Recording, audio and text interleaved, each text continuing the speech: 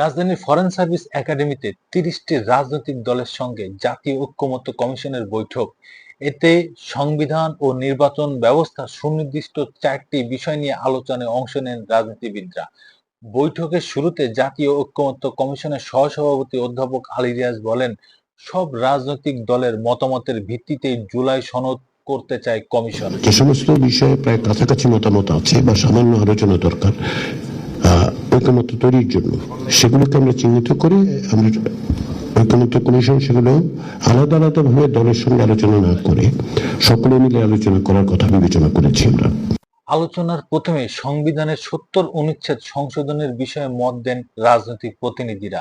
অর্থ বিল, আস্থা vote oh সংবিধান সংশোধন ছাড়া অন্য যে কোনো বিষয়ে সংসদ সদস্যরা দলীয় সিদ্ধান্তের বিপক্ষে ভোট দিতে পারবে বলে অভিমত জানায় বিএনপি ও জামায়াত।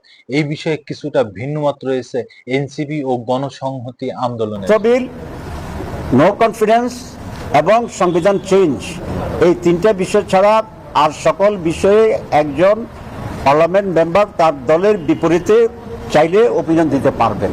তত্ত্বাবধায়ক সরকারের মেয়াদ ও দায়িত্ব নিয়ে ভিন্ন মত জানায় বিএনপি, জামায়াত ও এনসিপি। এই সরকারের মেয়াদ ৩ মাস চাই এবং স্থানীয় সরকার নির্বাচন এই সরকারের অধীনে হবে না বলে মত দেয় দলটি। সরকারের মেয়াদ ৩ মাস থাকাই উচিত এবং স্থানীয় সরকার নির্বাচন তত্ত্বাবধায়ক সরকারের এখতিয়ারের মধ্যে না থাকাই উচিত। জাতীয় নির্বাচন যেহেতু দল নিরপেক্ষ সরকারের অধীনে হোক, এটা সবাই চায়। স্থানীয় সরকার নির্বাচনও যদি দল নিরপেক্ষ সরকারের অধীনে হয় সেটা ভালো হবে, কিন্তু আরো কিভাবে টেকনিক্যাল দিকগুলো এগুলো নিয়ে আমাদের আলোচনা করতে হবে।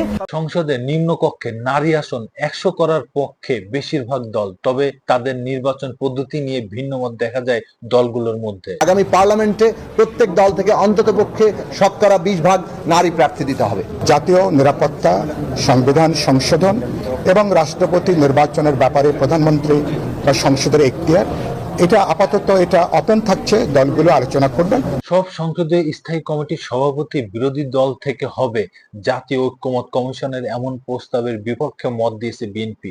দলটি মনে করে কিছু কমিটির সভাপতি বিরোধী দল থেকে হতে পারে।